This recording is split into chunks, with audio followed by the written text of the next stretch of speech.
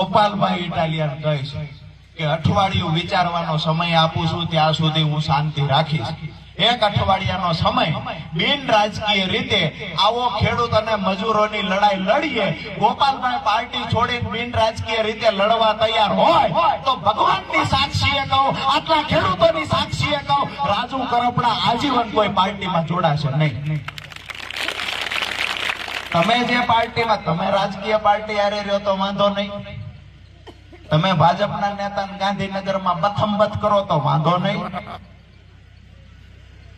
અમે પાર્ટી છોડી તો કે પૂરું થઈ ગયું, ખેડૂતો દગો, ગદ્દારી, વિશ્વાસઘાત બધું થઈ ગયું.